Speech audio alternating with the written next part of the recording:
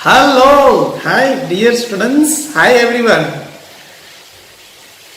Today, continue our period number 4, English आसानी से सीखे। प्यारे बच्चों, आज का हमारा टॉपिक है past indefinite tense. We have seen in the first period about the subject, helping verb. In the second period, we have seen about affirmative sentence, negative sentences and interrogative sentences, and in last period, that is period number 3, we have seen about present indefinite tense. Now today we have to say about the past indefinite tense. बच्चों, आपको question होता होगा कि direct sir present indefinite tense के बाद सीधा past indefinite tense में पहुंच गए हैं, कंटिन्यू प्रेजेंट टेंस नहीं लिया। बेटा, आपको पढ़ने का काम है, पढ़ाने का काम मेरा है? क्योंकि जैसे ही आपको ऑटोमेटिक आइडिया आता जाएगा कि सर ने पास्ट इंडेफिनिट टेंस फिर से क्यों ले लिया पीरियड नंबर 4 पे। I hope that dear students you will concentrate, you will focus to the topic and in my each words and you will try to understand also. ध्यान से बेटा समझने की ट्राई करनी है और पूरा वीडियो परफेक्ट देखने की ट्राई करनी है, समझने की ट्राई करनी है। तो देखते हैं, सबसे पहले हमें पास्ट इंडेफिनिट टेंस को आइडेंटिफाई कैसे करते हैं, कब पता चलता है कि ये पास्ट इंडेफिनिट टेंस इसमें लगेगा। जैसे कि बच्चों, हम कोई भी हमारे डे बाय डे के अंदर, हमारे रूटीन लाइफ के अंदर ऐसे वर्ड यूज करते हैं। कैसे? वो गाता था, वो रोता था, वो तो उनके मम्मी पापा चले गए तो बाद में तो वो रोता था या वो बहुत बढ़िया डांस करता था या बढ़िया डांस करते थे, वो बहुत अच्छी अच्छी स्टोरी करती थी, स्टोरी बताते थे। ऐसे ता था, ती थी, ते थे, या फिर लास्ट में आ ई ए ओ जो कुछ भी ऐसे लगता है, आइए, वो आइए थे, वो गई थी, बिजली चली गई थी, ऐसे जो है जो सेंटेंस के अंदर यूज होता है वहां पे समझ लेना बच्चों कि वहां पे पास्ट इंडेफिनिट टेंस का यूज होगा। तो देखते हैं, उसके लिए फॉर्मूला है, फॉर्मूला जब पास्ट इंडेफिनिट टेंस है बच्चों, सेंटेंस का फॉर्म है, तब सब्जेक्ट प्लस वर्ब का दूसरा फॉर्म लगेगा बच्चों। वर्ब का दूसरा फॉर्म, सब्जेक्ट को आपको पता है, ही सी इट नेम या फिर you we they. Subject plus verb का सेकंड फॉर्म, वर्ब का 3 फॉर्म होगा, फर्स्ट, सेकंड एंड थर्ड। उसमें जो दूसरा जो फॉर्म है वो यूज होगा।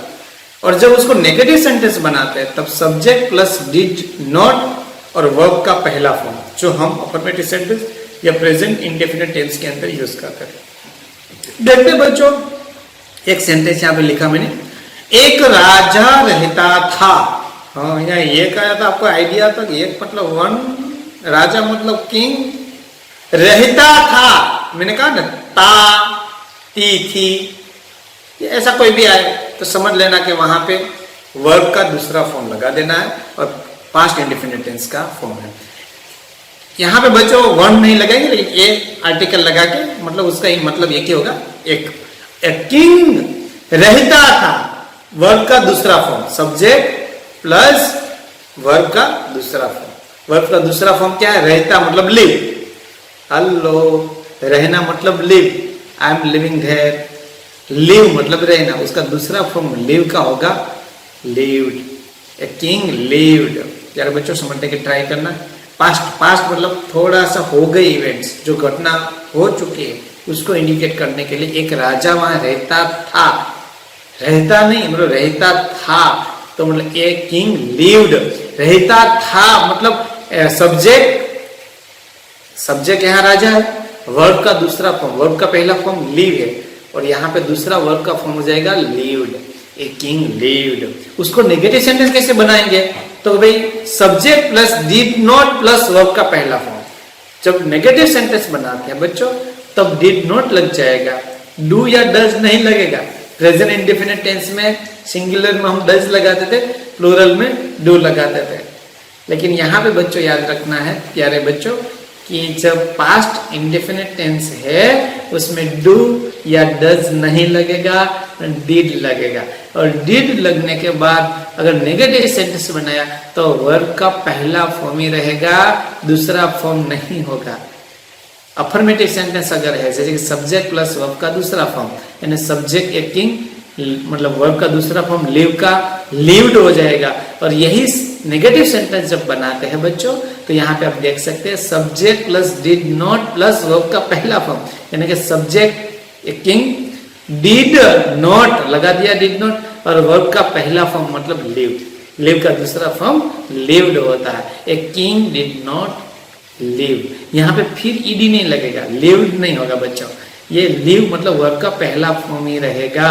A king did not live. और ये जो है आप देख रहे हो बच्चों ये नेगेटिव सेंटेंस बन गया बच्चों। ये क्या बन गया? Negative sentence. ओके, नाउ आगे देखते हैं। मैंने शेर देखा, शेर मतलब लायन, मैंने शेर देखा। यहां पे थोड़ा आपको समझना होगा, मैंने मतलब आई शो। अभी देखो शेर देखा, आपको पता है दूसरे पीरियड में मैंने अफर्मेटिव सेंटेंस बनाने के लिए उल्टा चलने के लिए कहा था, याद है? यहाँ से देखा मतलब शो एंड शेयर मतलब लाइन, उल्टा चलते थे, याद है? सेंटेंस बनाते थे। देखा नहीं है पीरियड तो देख लेना पहला पीरियड, वरना ये सब बेसिक आपको बताया है मैंने। जो लोग पहली बार डायरेक्टली फोर्थ पीरियड देख रहे हैं उसके दिमाग में आने वाला भी नहीं है। हाँ, मैं अभी से कह देता हूँ, आपको बंद कर दो वीडियो, आप नहीं समझ पाओगे, क्योंकि आपको पहला पीरियड देखना पड़ेगा भाई। ऐसे डायरेक्टली बीच में आ जाने से थोड़ा समझ में आ जाता है, उसके लिए प्रैक्टिस करनी पड़ती है बहुत सारे सेंटेंसेस की। तो अगर आपने नहीं देखा है तो देख लो। तो यहाँ पे मैंने शेर देखा जो है, मैंने मतलब आए, बाद में शेर नहीं आएगा, लायन नहीं आएगा, उल्टा चलना है, पता है ना? हाँ, जो वर्ब है वो आगे आ जाएगा। यहाँ पे हिंदी में जो लिखा है ना उसमें जो लास्ट में देखा वर्ब है वो सेकंड पे आ जाएगा, और यहाँ पे शेयर will come to the here. मैंने मतलब आए, फिर देखा मतलब शो, एंड शेयर मतलब लायन, आई शो लाइन। ये जो है SAW, ये सी है वो पहला फॉर्म है वर्ब का, सी का दूसरा फॉर्म है सो, और थर्ड फॉर्म सीन होता है। तो यहाँ पे आप देख सकते हो SAW show, I show lion, मैंने शेर देखा। समझ में आ रहा कि सब्जेक्ट प्लस वर्ब का दूसरा फॉर्म। फिर उसका नेगेटिव बनाएंगे तो I did not see, subject वही रहेगा lion, I did not see lion, मैंने शेर नहीं देखा। प्यारे बच्चों समझने की ट्राई करनी पड़ेगी। आई डिड नॉट मतलब subject plus did not and then verb का पहला form see and lion as it is. तो I did not see lion. या आपको पता है यही जो सेंटेंस है इसमें जो affirmative sentence past present past indefinite tense का जो है उसमें यहाँ पे सब्जेक्ट प्लस वर्ब का दूसरा फॉर्म आता है। और ये सेंटेंस कैसे हिंदी का ये बनाना तो मैंने पहले पीरियड में समझा दिया बच्चों, तो आपको समझ में आया होगा। अभी बच्चों देखते हैं कि यहाँ पे एक सेंटेंस, मैं सेंटेंस बोलूंगा हिंदी में, आपको ही कन्वर्ट करना है। आप देखते भी जाओ और समझने की ट्राई भी करते जाओ। जैसे कि पहला है कि मैंने पूछा, आपको नेगेटिव आप अपने आप बना लेना। मैंने पूछा, मैंने मतलब आई सब्जेक्ट, मैंने मतलब आई सब्जेक्ट, मैंने पूछा मतलब आई सब्जेक्ट हुआ, वर्ब का दूसरा फॉर्म पूछा मतलब आस्क, पहला फॉर्म है आस्क, दूसरा फॉर्म आस्क एंड तीसरा फॉर्म आस्क। इसका यूज हम बाद में करेंगे, लेकिन इस प्रेजेंट पास्ट इंडेफिनिट टेंस के अंदर वर्ब का दूसरा फॉर्म होता है यूज, इसलिए आस्क्ड, आई आस्क्ड, मैंने पूछा। बाद में हमने आम खाए, अभी आप सोचो हमने आम खाए क्या होगा, देख लो, वी एट मैंगोज, पहला फॉर्म वर्ब का ईट होता है। अभी ये नेगेटिव बनाओगे तब तो आपको पता चल जाएगा क्या होगा, सब्जेक्ट मतलब वी, डिड नॉट, फिर वर्ब का पहला form eat and mangoes, we did not eat mangoes. वो आप अपने आप बनाने की ट्राई करना बच्चों, आ जाएगा। ओके, आ जाएगा ना? Yes sure. We ate mangoes ये हुआ सब्जेक्ट प्लस वर्ब का दूसरा फॉर्म मतलब एट, वी एट मैंगोज। बाद में तीसरा वो रोता था, कैसे बनाएंगे सोचो, मैं अभी दिखा रहा हूँ। वह रोता था, ट्राई करो, वह रोता था। देखते हैं, सब्जेक्ट प्लस वर्ब का दूसरा फॉर्म, रोना मतलब विप, WEEP, विप, विप मतलब रोना। दूसरा फॉर्म होगा वर्ब, विप का वेप्ट, और तीसरा भी वेप्ट ही रहेगा, ही वेप्ट, वो रोता था। इसका नेगेटिव भी आपको आ जाएगा। नेगेटिव बनाने के लिए आपको सब्जेक्ट ही रहेगा, डिड नॉट, और यहाँ पे वर्ब का पहला फॉर्म विप हो जाएगा, विप मतलब रोना। आपको ट्राई करना और बताना भी है बच्चों, दोनों।